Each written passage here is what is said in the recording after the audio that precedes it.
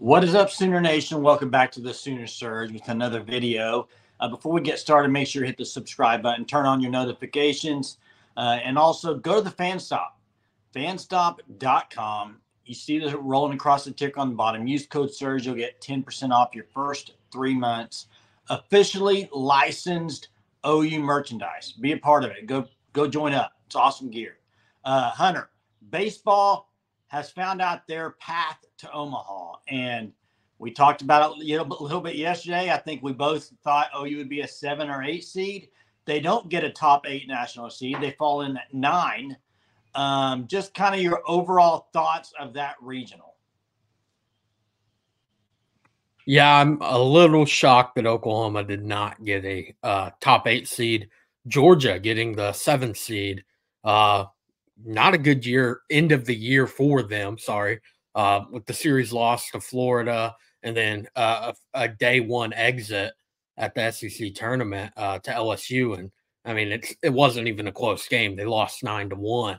And Georgia's a really good team. I just thought maybe the end of the season would be enough to bump them out of a national seed. That wasn't the case. They get 7.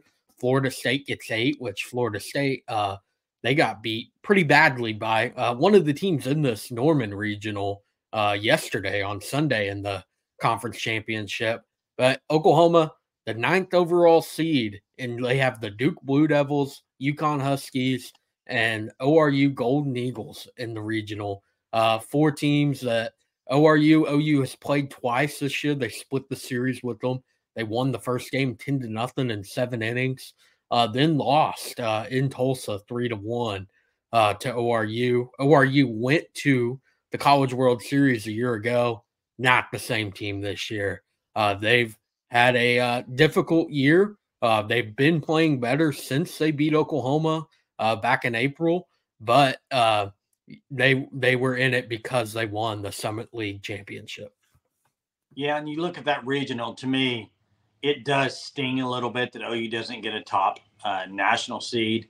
But I am under the assumption, my opinion is I think they do take care of business and win this regional, very good chance they're going to be hosting a super regional, because I don't think Florida State's getting out of that region they're in, personally.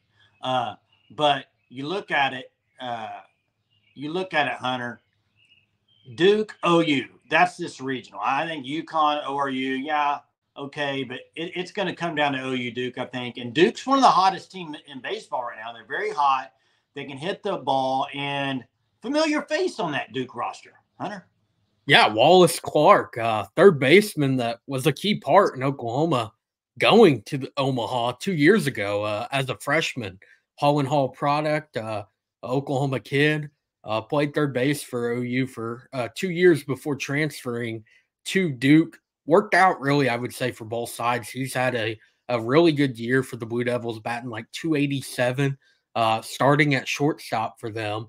And then Oklahoma, they brought in Michael Snyder, who's a 350 hitter with over 10 home runs, and I believe leads the team in stolen bases with 15. Yeah, 15 of 16 stolen bases, the Washington grad transfer. So it's really cool for Wallace Clark to be able to come back for one more weekend at L.Dale Mitchell.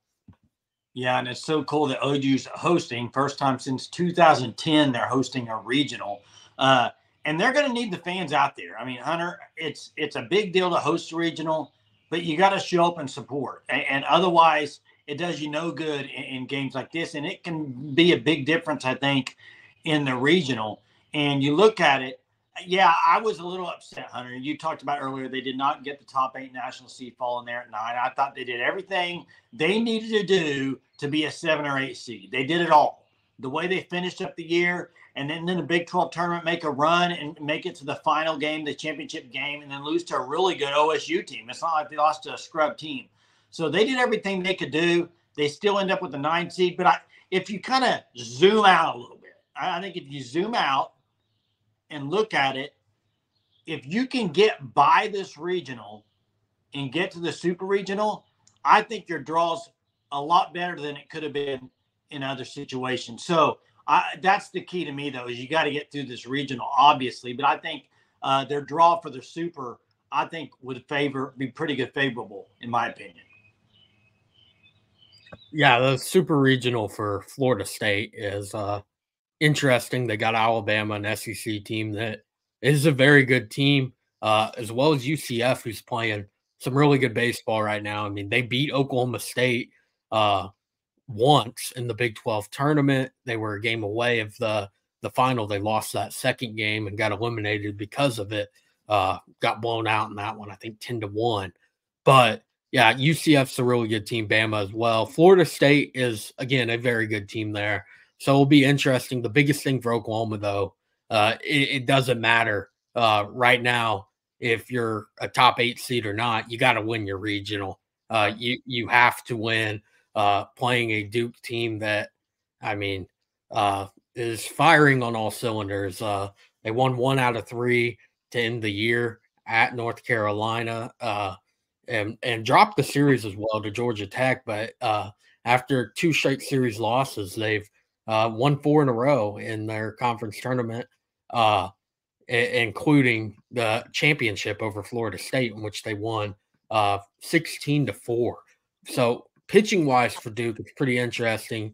You have Charlie Billingson, who doesn't have a whole lot of innings, just appears in about every single game, but leads the team in ERA at 1.98. And then Jonathan Santucci, 56 innings on the year with a whole lot of strikeouts. It seems like he's striking out nearly every batter he faces. Both of those over 80 strikeouts on the year. And then going down the list, team ERA of 4.55, something to watch there, but not really I would say an outright ace as much compared to some teams that you see. I think that's something that will bode well for Oklahoma, is not facing a team that has that guy. I mean, one of the top pitchers in the country. But I think the Duke staff could be dangerous pitching wise. And then with the bats, I mean, they have 1, 2, 6 hitters with double digit home runs.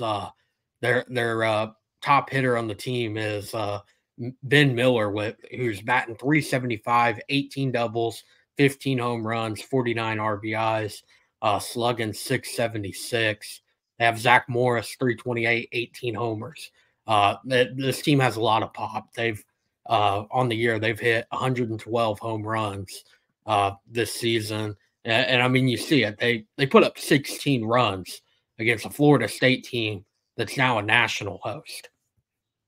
Yeah. Hey, Hunter, I would love your opinion. I don't follow baseball as much as you, but do you believe in the game 1 you go with your ace, or do you save them for the second game?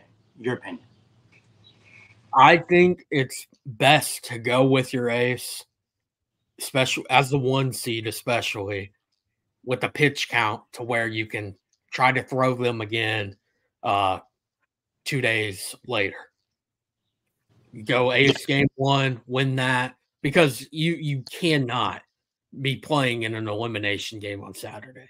I mean, that is the one thing you cannot do. Again, OU split the series with them. They have the potential to, I would say, run away with that game. But ORU did win the game in Tulsa 3-1. So I would say Braden Davis kind of on a lower pitch count, and then try to get him ready to go game 3 on Sunday, whether that be an elimination game or a clinch game. Of course, you do not have to play again on Monday. So there you have it. Regional is announced. Oklahoma got Duke, UConn at ORU in the regional. And let's hope the Sooners get off to a great start. Get out there and support them. It's going to be hopefully good weather this weekend for that. And the Sooners need to go take care of business. And I've talked about it before, Hunter. Getting to Omaha is tough. I mean, you took a look at a lot of sports, and getting to your championship series or whatever it is, baseball is it's tough to get to Omaha to be one of those final teams. And it starts this weekend. So home games there in Norman. So get out and support them. Thanks for watching this video. Talk to you next time. Boomer.